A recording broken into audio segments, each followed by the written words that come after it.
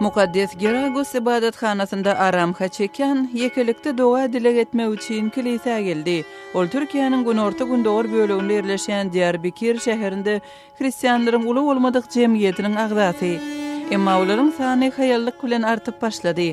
Diyarbakyrda beýleki Hristiýanlaryň köpüsi ýaly çeken hem bir wagt geçmişini gizliň saklan etnik ermenileriň biridir. Ben Ermeniyim, oğlum Ermenidir. Benim gelinim Men Ermeni, meniň oglum Ermeni, meniň agtygym Ermeni. 1915-nji ýylda meniň atam musulman boldy. Eger ol musulman bolmadyk bolsa, onuň aman galmagy mümkinçilik bolmazdy. Yarışma şansı olmuyor. Ermeniler 20-nji asyryň ilkinji genosidi diýip adlandyrýan wakatynyň 100 ýyllygyny belleýärler. 1915-nji ýyldan başlap 1-nji jahan uruşynyň dowamında 1,5 million çemeti Ermeni gyrylypdy ýa-da Osman imperiýasyndan deportasiýa edilip helak bolupdy. Haçekanyň atasy ýaly diri galanlar islamy kabul edipdi we asimilleşdirilipdi. Özlerini oğulluk alan maşgalalarda musulmanlar ýaly terbiýe alypdy. Olaryň soňky nesilleri henidem Türkiýede ýaşaýar we gizlinlikdäki ermeniler hökmünde tanalýar. Olaryň taryhy käte hatda öz maşgalalarynyň çäginde hem gizlinlikde saklanypdy. Haçekyan öz ermeni kökleri barada çağılykdan bäri bilýär. Ve benim atalarım ise iyi Müslümanlara rast gelmiş. Ol öz çağılaryna da ata-babalarının betbagtçylykly döwürlerde nädip aman galandygy barada gurrun berdi. Kızıyla ya da oğluyla evlendirmiş ve onu da Müslüman yapmış. Ondan dolayı şu ana kadar Müslüman olarak. Şu gün islama geçenlerin çağılary esasan Türkiýe Kürt dillerinde gepleşýärler we islama uýýarlar. Aramyň çağılary özleriniň medeni degişliligi duýgusynyň garaşyklydygyny aýdýarlar. Olar Hristiýan ibadatxanasyna gatnamaýarlar, emma ermeni dilini öýde öwrenýärler. Jaga din. Ben kendimi hem Ermeni hissediyorum hem de Kürt hissediyorum. Sebebi ise hem Ermeni toplumu yanında var hem de Kürt toplumu yanında. Şu anda biz büyüklerimizde Ermeni kökenli olduğumuzu öğrendik. Ermeni kökenliyiz ama ırk olarak Müslüman, Kürt olarak yaşıyoruz. Kürt Müslüman olarak yaşıyoruz mecburiyetten toplumda. Käbir maşgalalar öz ermeni geçmişini öz çağalarından da gizlinlikde saklapdyrlar. Diyarbakyr'ın ýene bir ýaşaýjysy Armen Demirçan öz geçmişi barada diňe 20 ýaşlarynda kakasy ýogulan soň habarly bolandygyny gurrun berdi. Bu açyş onuň öz musulman adyny Ermeni ada çalışmagyna itergi beripdir. 1915-nji ýylda meniň 3 daýym atam we enem öldürilipdi.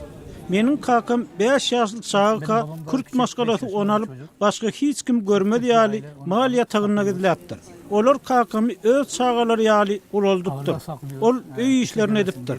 Ol ulolup kemale gelen soň islamy kabul edip musulman bolupdyr. Soň olaryň gyýyryna öýlenipdir.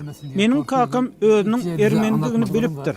Emma bile hiç zat aýtmandyr. Ol bile bir zat bolmagyndan howatyrlanyp hiç zat diýmendir. Haçan men özümiň ermeniniň bilemde arasarmyk bir ýagdaýa düşdüm.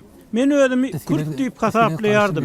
Şondan soň men öz ermeni geçmişimi öwrenip başladym. Men garyndaşlarymy gözläp tapdym. Men gözleglerimi henidem dowam etdirýärim. Meniň 2 gyýdym we 2 ogulum bar. Maşgalan meniň öz ermeni köklerim barada gözlegleri dowam etdirmegimi islemeýär.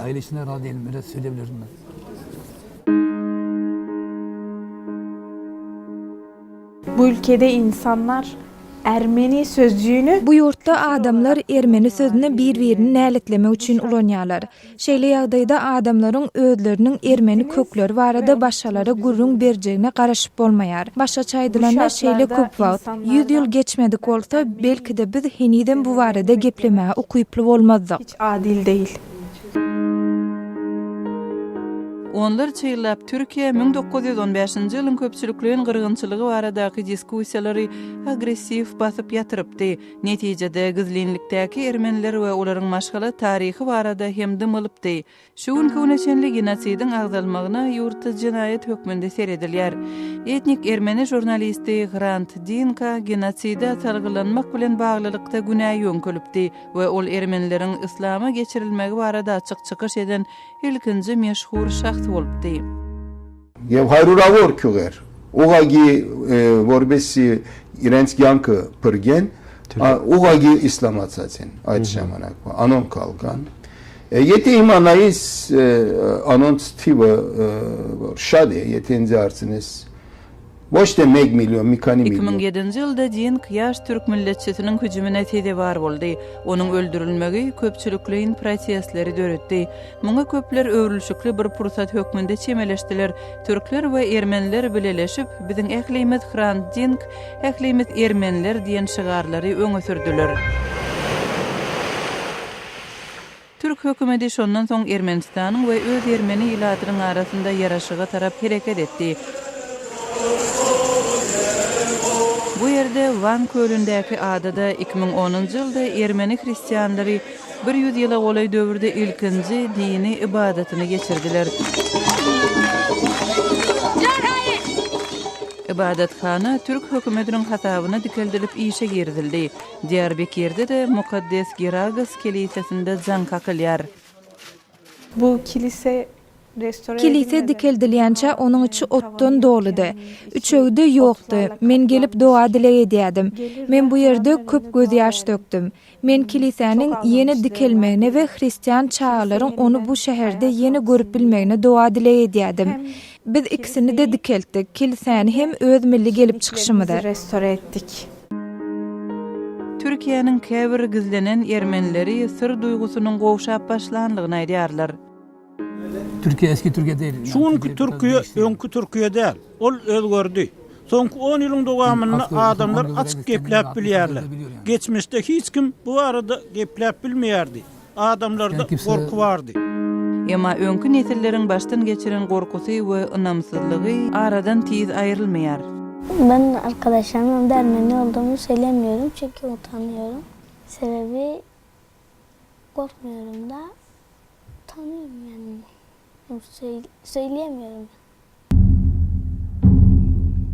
Türkiýanyň ýaraşyk ugrundaky hereketleri köpler üçin ýeterlikli däl. Türkiýanyň we Ermenistanyň arasyndaky sereket ýapyklygyna galýar. Gatnaşyklary gadalaşdyrmak prosesi Türkiýanyň parlamentinde bökdüldi. Türkiýanyň içindäki we daşyndaky ermeniler Ankara batyş görkezip onuň 1915-nji ýylyň köpçülikliň gyrgynçylygyny genotsit hökmünde ikrar etmegini talap edýärler. Men insan olarak men adam ýaly ýaşamagy dileýärin. Türk döwleti we hökümeti genotsidi 100 ýyllyk senetinde boyun alsın ve etmeli iyisini etsin. Serhetler, geçiş nokotları açılsın. Menim ansatlyk bilen siyahat ederdim. Kolayca gelip gidebilirim. Hakim Hidir Eren köpçülikliň gyrgynçylygyň 100 ýyllygyny bellemek üçin Türkiýeden we beýleki ýurtlardan Ermenistana baranlaryň biri.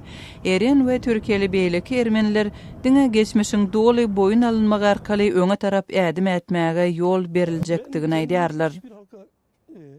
Dersimdeki tüm Ermeniler Miran Perkeç dersimiň ermenileri öz gelip çykyşy barada beýlekilerden has öň açyk gürläp başladylar we genosidiň dowamynda helak bolanlaryň ruhlarynyň injalmagyna mümkinçilik döretdiler. Soňra gizlinlikdäki ermeniler öz köklerini dikeltdiler. Ata-babalarynyň ýoluna milli gelip çykyşyna dolanyp bardylar.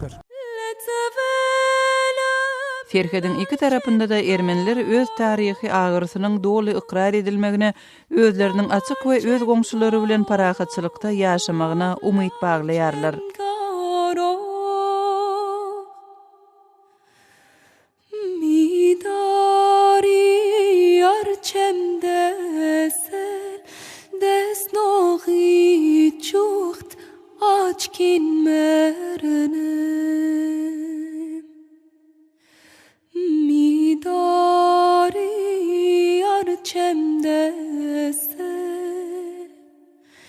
Des noi chucht ach